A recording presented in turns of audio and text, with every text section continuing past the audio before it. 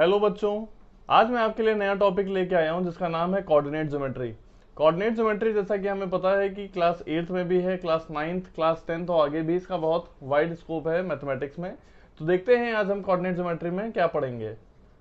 अब बच्चों, जैसा कि आप लोग देख रहे होंगे बोर्ड पे कि ये कुछ मैंने परपेंडिकुलर लाइंस बनाई हुई हैं, जहाँ हम कोऑर्डिनेट ज्योमेट्री जब पढ़ेंगे तो हमें ये पता होना चाहिए कि ये जो परपेंडिकुलर लाइंस हैं ये क्या है।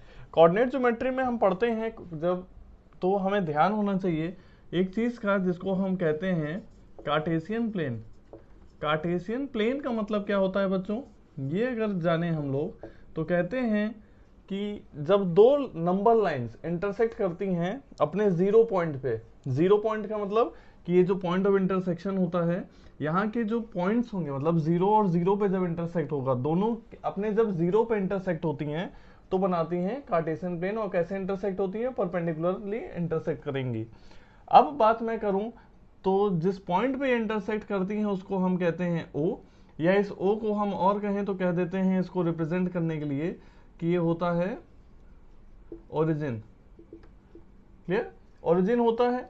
और ये जो लाइन होती है जो वर्टिकल है, ये सॉरी जो हॉरिजॉन्टल लाइन है, इसको हम कहते हैं एक्स एक्सिस और इस लाइन को कहते हैं हम वाई एक्सिस। लिखते किस तरह से, इसको कहते हैं एक्स एक्स डैश और वाई डैश। अब जब एक्स एक्सिस और वाई एक्सिस अपने जीरो पॉइंट पे इंटरसेक्ट करती हैं तो बनाती हैं ये कार्टेशियन प्लेन। ये चीज समझ में आई हमें। अब ये कार्टेशियन प्लेन से और हमें क्या पढ़ना है, कार्टेशियन प्लेन जैसा कि अगर हमने समझ लिया तो ये इसके बहुत सारे एप्लीकेशंस आते हैं, हमें कभी इसकी दिक्कत फिर और आएगी नहीं। अब बात करूं मैं इसमें और डीप में चल के, तो ओरिजिन, जब पॉइंट ऐसा है ओरिजिन जहां पर एक्स और वाई के दोनों के जीरोस इंटरसेक्ट करते हैं तो ओरिजिन बनेगा। अब मैं आपको और बताऊं इसमें, तो इसमें कोई भी पॉइंट अगर मैं लूं, इस पे अगर कोई भी पॉइंट लूं, या पॉइंट लेने से पहले मैं आपको और बताऊं तो इसमें ये, क्योंकि मैंने कहा नंबर लाइन के जीरोस जब इंटरसेक्ट होते हैं तो जीरो से राइट हैंड साइड जाते हैं तो पॉजिटिव नंबर्स, जीरो से लेफ्ट हैंड साइड जाते हैं तो नेगेटिव नंबर्स, जीरो से ऊपर जाएंगे तो पॉजिटिव, जीरो से नीचे जाएंगे तो नेगेटिव। तो इस पर लिख लें अगर तो कहते हैं कि ये है 1 2 3 4 5। क्लियर, ये पॉजिटिव नंबर्स हो गए।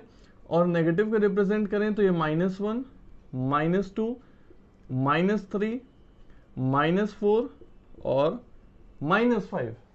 यही चीज अगर हम y एक्सिस पे देखें तो अगर हम ऊपर की तरफ चलें तो पॉजिटिव 1 2 3 4 5।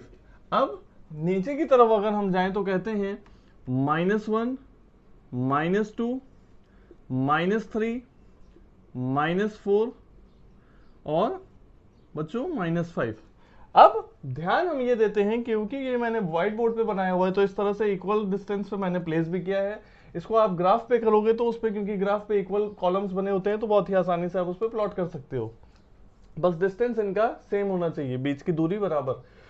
अब जब हमने ये रिप्रेजेंट कर लिया तो हम ये देखते हैं कि ये जो पूरा ही कार्टेशियन प्लेन है चार क्वाड्रेंट्स में डिवाइडेड है। चार क्वाड्रेंट्स का मतलब कि हमें यहाँ पे चार क्वाड्रेंट्स दिख भी रहे हैं फर्स्ट। अब इसको नंबर कैसे करते हैं इन क्वाड्रेंट्स को, तो हम कहते हैं कि ये है हमारा फर्स्ट क्वाड्रेंट, ये है हमारा फर्स्ट क्वाड्रेंट।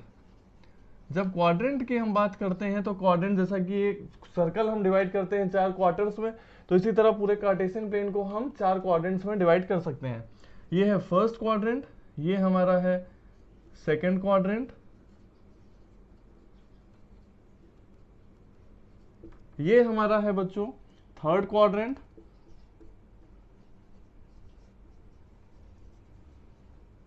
और ये है हमारा लास्ट फोर्थ क्वाड्रेंट।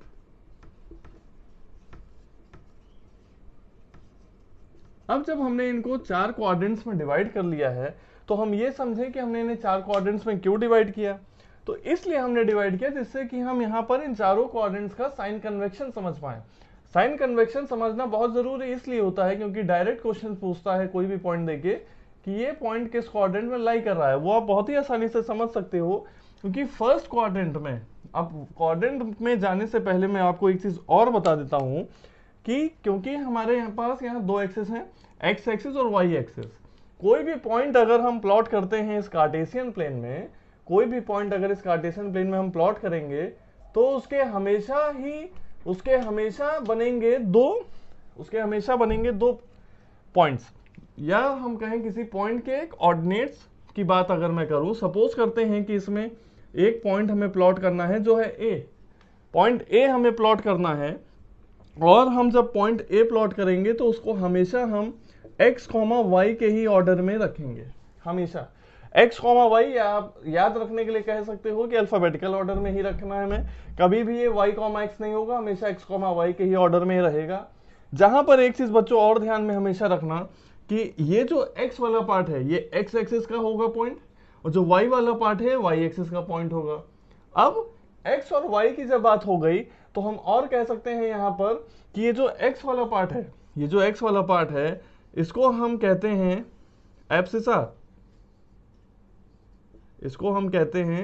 एब्सिसा, और इस y वाले पार्ट को हम कहते हैं ऑर्डिनेट। किसी भी अगर पॉइंट का हमें एब्सिसा और ऑर्डिनेट पता है तो इस कार्टेशियन प्लेन में हम बहुत ही आसानी से उसको प्लॉट कर सकते हैं। अब बात मैं करता हूं, ये जो क्वाड्रेंट्स की बात थी, तो क्वाड्रेंट्स का साइन कन्वेक्शन अगर समझें तो ये फर्स्ट क्वाड्रेंट में हम देखें तो x भी हमारा पॉजिटिव है, y भी पॉजिटिव है। हमेशा हम लिखते हैं इसको x और y के ऑर्डर में है, तो कह सकते हैं जो फर्स्ट क्वाड्रेंट है इसका साइन कन्वेक्शन होगा पॉजिटिव और पॉजिटिव, क्योंकि x भी पॉजिटिव और y भी पॉजिटिव। अब मैं बात करूं सेकंड क्वाड्रेंट की, क्योंकि पहले हम x एक्सिस के पॉइंट्स देखते हैं तो x नेगेटिव, फिर y पॉजिटिव, तो ये कहते हैं x नेगेटिव है, x यहाँ पर नेगेटिव है, और y कैसा है, y है पॉजिटिव। तो सेकंड क्वाड्रेंट के कोऑर्डिनेट्स कैसे होंगे या पॉइंट कैसा होगा, माइनस और प्लस, नेगेटिव और पॉजिटिव। फिर थर्ड क्वाड्रेंट की अगर हम बात करें तो यहाँ पे देखें तो दो x भी नेगेटिव, y भी नेगेटिव, तो कहते हैं x भी नेगेटिव होगा और y भी, मतलब एब्सिसा और ऑर्डिनेट दोनों ही नेगेटिव। फोर्थ क्वाड्रेंट की अगर हम बात करें तो x हमारा है पॉजिटिव और y हमारा कैसा है, नेगेटिव, मतलब एब्सिसा पॉजिटिव और ऑर्डिनेट नेगेटिव। तो इसी ऑर्डर में हम हमेशा कोई भी पॉइंट दिया हो प्लॉट करेंगे, जहां पर x वाले को हम एब्सिसा से भी जानते हैं और y वाले को हम ऑर्डिनेट से भी जानेंगे।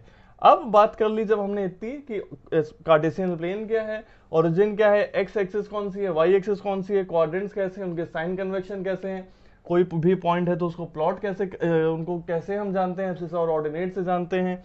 अब बारी आती है इसको प्लॉट करने की, इस पे पॉइंट्स हम कैसे प्लॉट करें।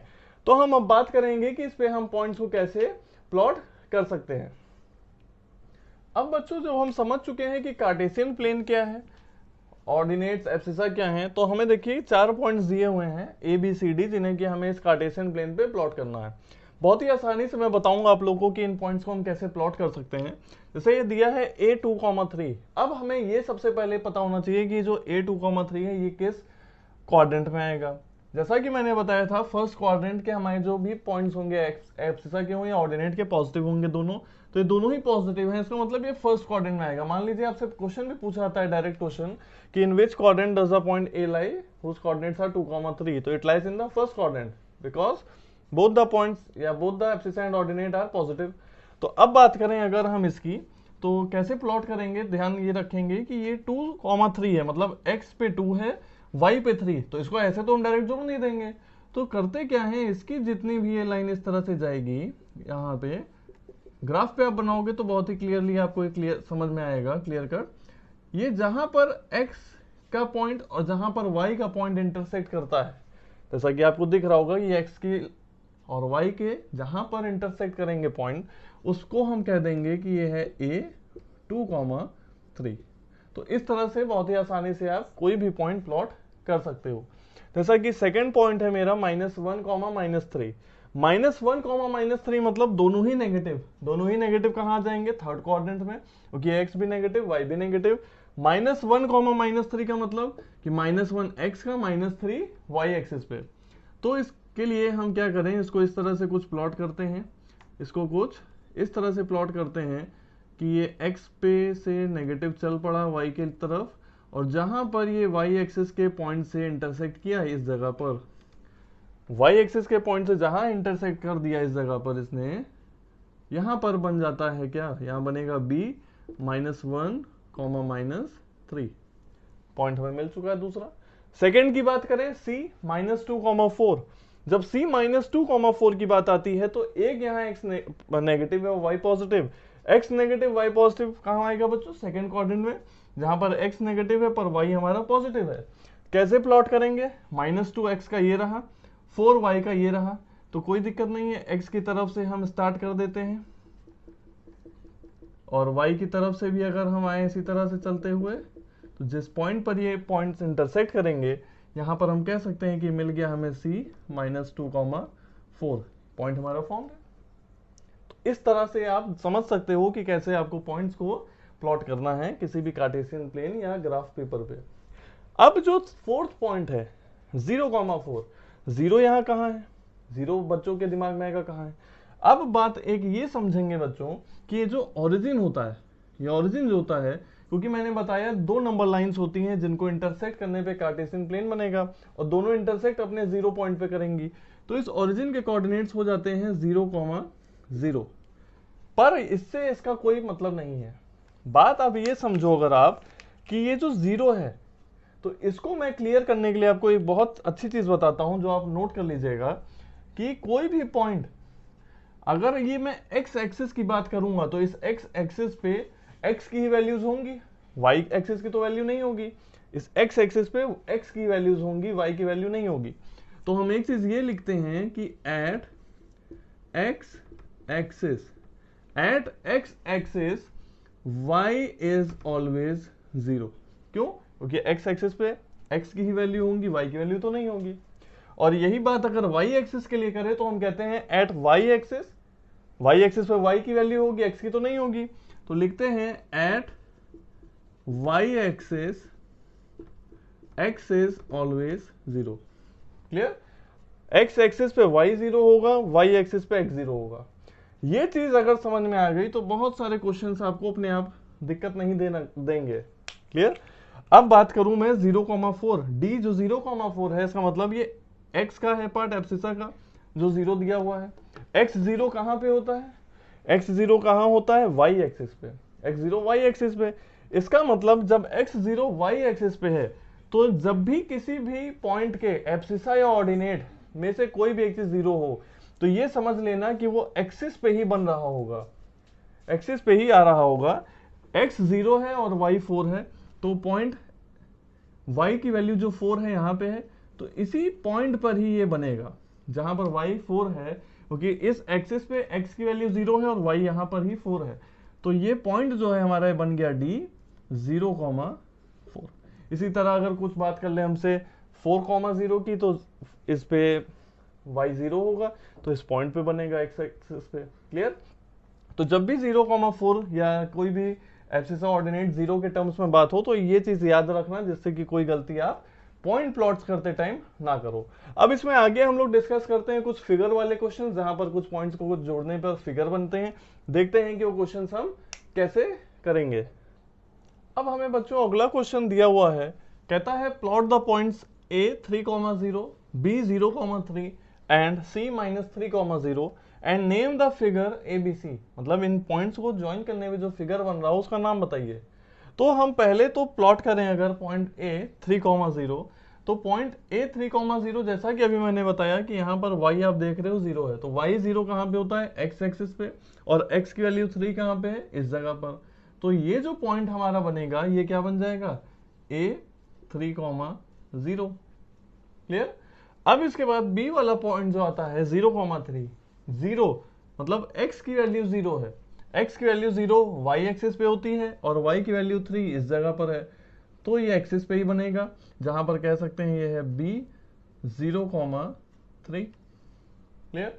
अब जब c पॉइंट है -3,0 की बात करें तो 0 यहां पर भी है पर y एक्सिस का है, मतलब ऑर्डिनेट 0 है तो ऑर्डिनेट 0 एक्सिसा पे ही होगा, x एक्सिस पे।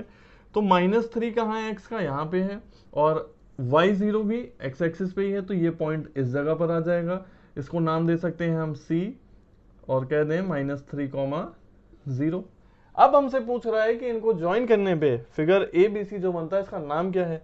तो सबसे पहले अगर हम इनको ज्वाइन करें तो कुछ इस तरह से बनेगा AB और C, ABC, जहां पर इसको पूरे को अगर हम ज्वाइन इस तरह से कर दें तो हमें दिखता है कि एबीसी जो फिगर फॉर्म हो रहा है यहाँ पे, एबीसी जो फिगर फॉर्म हो रहा है यहाँ पे क्या बन रहा है, the figure ABC formed is triangle, it is triangle. तो इस तरह के कुछ बेसिक से क्वेश्चंस आते हैं। अब जहां पर इसी में आगे अगर मैं एक्सटेंड कर दूं, इसी में अगर क्वेश्चन में आगे एक्सटेंड करूं और कह दूं कि इस ट्राइंगल का एरिया फाइंड करिए, इसी ट्राइंगल का एरिया फाइंड करिए, तो हमें पता है, हमें एक चीज पता है कि एरिया ऑफ ट्राइंगल क्या होता है, एरिया ऑफ ट्राइंगल एबीसी की अगर बात करें तो क्या होगा, होगा हाफ बेस इनटू हाइट। इसका क्या आ जाएगा बच्चों, इसका एरिया का फॉर्मूला हो गया किसी भी ट्राइंगल का। अब इसके हम अगर बेस की बात करें तो हाफ इंटू बेस की अगर बात करें तो बेस कितने यूनिट्स है इसमें, 1 2 3, मतलब 3 पॉजिटिव यूनिट्स, 1 2 3 नेगेटिव यूनिट्स, तो टोटल कितना हो गया 6 यूनिट्स। हाइट की अगर इसकी बात करें तो हाइट कितना है, 1 2 3 यूनिट्स है इसकी हाइट। सिंप्लीफाई अगर हम बच्चों इसको कर दें तो ये कितना आ जाएगा, ये आ जाएगा 9 स्क्वायर यूनिट्स। तो इसी तरह से किसी भी फिगर का, कोई भी फिगर आप पहले प्लॉट कर लो, उसके पॉइंट्स ज्वाइन करने के बाद जो भी फिगर बने उसका नाम आप बता सकते हो, ट्राइंगल बन रहा हो, स्क्वायर बन रहा हो, रेक्टेंगल बन रहा हो, फिर उसका आप फॉर्मूला लगा करके उसका एरिया आप निकाल सकते हो। बस याद ये रखना, जब भी एरिया निकालो तो यूनिट जब भी प्लेस करोगे तो स्क्वायर यूनिट्स, क्योंकि इसमें हम जब काउंट करते हैं तो सेंटीमीटर मीटर में नहीं, यूनिट्स के फॉर्म में हम इसको काउंट करते हैं। क्लियर है बच्चों। अब बच्चों जब हम कोऑर्डिनेट ज्योमेट्री में इतनी चीज समझ चुके हैं, कार्टेशियन प्लेन क्या होता है, पॉइंट क्या है, उसका एब्सिसा ऑर्डिनेट क्या है, वाई एक्सिस क्या है, एक्स एक्सिस क्या है, पॉइंट्स कैसे प्लॉट करने हैं, कैसे फिगर बनेंगे, कैसे उसका हम एरिया कैलकुलेट करते हैं। अब मैं इसमें आगे चलता हूं और आपको बताता हूं कि इसमें रिफ्लेक्शन हम कैसे पढ़ेंगे, रिफ्लेक्शन कैसे किसी भी पॉइंट के लिए, किसी भी लाइन से हम कैसे भी रिफ्लेक्शन, इस कोऑर्डिनेट ज्योमेट्री में रिफ्लेक्शन हम कैसे पढ़ेंगे।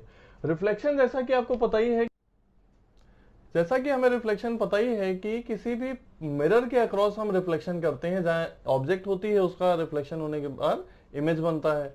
इसी तरह इसमें अगर मैं आपको कार्टेशियन प्लेन में रिफ्लेक्शन समझाऊं तो हम देखते हैं एक चीज ये कि सपोज करो हमें एक पॉइंट ए दिया है जिसके कोऑर्डिनेट्स हैं 2,3, पॉइंट ए है जिसके कोऑर्डिनेट्स हैं 2,3। तो पहले तो हम इस पॉइंट को बनाते हैं।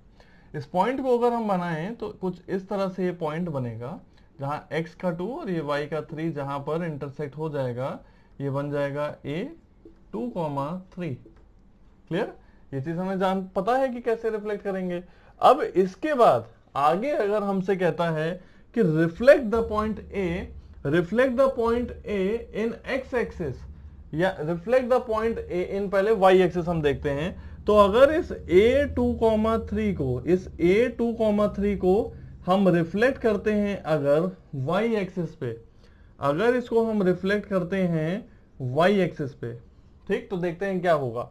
y एक्सिस पे रिफ्लेक्ट करते हैं बच्चों, तो एक चीज ये समझना, y एक्सिस हमारी ये है एक्सिस, इस एक्सिस को हम अगर मिरर सपोज कर लें, इस एक्सिस को अगर हम मिरर सपोज कर लें, तो मिरर से जितना दूर ऑब्जेक्ट है उतना ही दूर उसकी इमेज आके बननी चाहिए। मिरर से जितना दूर ऑब्जेक्ट है उससे उतना ही दूर आकर के उसकी इमेज बनेगी। क्लियर। अब अगर देखें तो कितना दूर है ऑब्जेक्ट, मिरर से कितना दूर है, 1 2 यूनिट्स दूर है, तो 2 यूनिट्स दूर आकर के इस तरफ उसकी इमेज बननी चाहिए, 1 और 2, और हाइट उसकी सेम रहेगी। हाइट कितनी है, 3 यूनिट्स, तो हाइट सेम रहेगी, 2 यूनिट्स दूरी, 2 यूनिट्स दूरी पे हाइट उसकी रहेगी सेम, हाइट हो गई इसकी 3 यूनिट्स। अब इसको अगर हम ज्वाइन करें, इसको अगर हम बच्चों ज्वाइन करें, इसको अगर हम ज्वाइन करें तो आप देखोगे कि कुछ इस तरह से, यहां पर कुछ इस तरह से इसका हमें मिलता है रिफ्लेक्शन। इसका रिफ्लेक्शन होने के बाद ये पॉइंट हमें कुछ इस तरह से मिलेगा। जब ये रिफ्लेक्ट हो गया है तो इसका नाम क्या बनेगा, इसका नाम हो जाएगा a डैश, और कोऑर्डिनेट्स चेंज हो जाएंगे। अब ये नेगेटिव हो गया x -2 और y पॉजिटिव ही रहा 3, तो इसके जो कोऑर्डिनेट्स बने क्या बन गए, a डैश -2,3। तो इस तरह से रिफ्लेक्शन हम पढ़ेंगे किसी भी पॉइंट के लिए। अब सपोज करिए कि इसी सेम पॉइंट को, इसी सेम पॉइंट जो a डैश बनाया, इसको हमें रिफ्लेक्ट कराना है अलोंग x एक्सिस। मतलब जो हमने पॉइंट बना लिया a डैश क्या आया, -2,3, इसको हमें अब रिफ्लेक्ट कराना है along x axis. X axis जब रिफ्लेक्ट करेंगे तो क्या होगा, तो वही हमें पुराना फॉर्मूला यूज करना है। क्या फॉर्मूला था कि जितना दूर मिरर से ऑब्जेक्ट उतना ही दूर उसका इमेज। मतलब अभी हमें एक्स एक्सिस से कराना है, तो एक्स एक्सिस के लिए ये हमारा मिरर बन गया, तो मिरर से जितना दूर ऑब्जेक्ट उतना ही उससे दूर इमेज बनेगी आके। बात करें अगर इसकी, तो कितना दूर है ये, 1 2 3 यूनिट्स दूर है।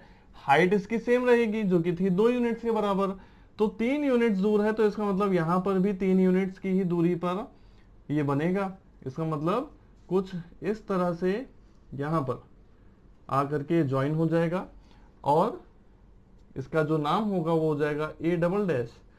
जो कोऑर्डिनेट्स बनेंगे -2, -3। तो हमने ये देखा, जब हमने ए डैश को एक्स एक्सिस पर रिफ्लेक्ट कराया तो हमें मिला ए डबल डैश -2, -3।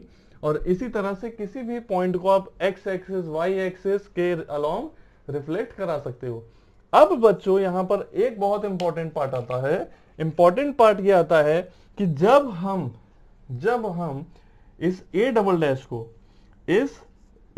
डैश को जिसके कोऑर्डिनेट्स हैं -2, -3, अगर इसको हम रिफ्लेक्ट कराते हैं ओरिजिन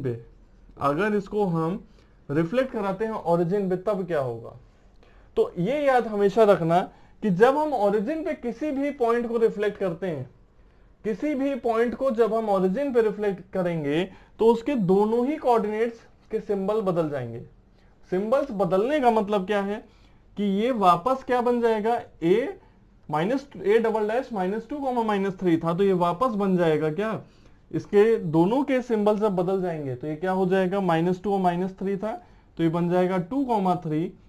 और 2, 3 क्या था, ए भी कह सकते हो या ए ट्रिपल डैश कहो, या इससे अच्छा आप ए ही कहो। क्लियर। जब भी ओरिजिन से, ये बहुत इंपॉर्टेंट पॉइंट है, ओरिजिन से जब भी आप रिफ्लेक्ट करोगे किसी भी पॉइंट को, तो एब्सिसा और ऑर्डिनेट्स के जो सिंबल होंगे वो आपस में इंटरचेंज हो जाएंगे। पॉजिटिव है तो नेगेटिव हो जाएगा, नेगेटिव है तो पॉजिटिव हो जाएगा। ये तीनों आप ध्यान रखना कि एक्स एक्सिस से कैसे करना है, वाई एक्सिस से कैसे रिफ्लेक्ट करना है। और ओरिजिन पे करोगे तो एक्स का जो भी कोऑर्डिनेट हो या वाई का, या सीधे कहें कि एब्सिसा का जो पार्ट होगा या ऑर्डिनेट का जो पार्ट होगा, वाई ओरिजिन से जब आप रिफ्लेक्ट करोगे, जब भी ओरिजिन से रिफ्लेक्ट करोगे तो एब्सिसा और ऑर्डिनेट्स के सिंबल्स इंटरचेंज हो जाएंगे। या कह दो सिंबल्स ऑपोजिट हो जाएंगे। सीधे ऐसे याद रखो कि सिंबल्स ऑपोजिट हो जाएंगे। क्लियर। सिंबल्स ऑपोजिट का मतलब कि नेगेटिव है पॉजिटिव हो गया, ये भी नेगेटिव है पॉजिटिव हो गया। तो इस तरह से आप किसी भी पॉइंट का reflection x axis, y axis या ओरिजिन पे बहुत ही आसानी से आप लोग कर सकते हो।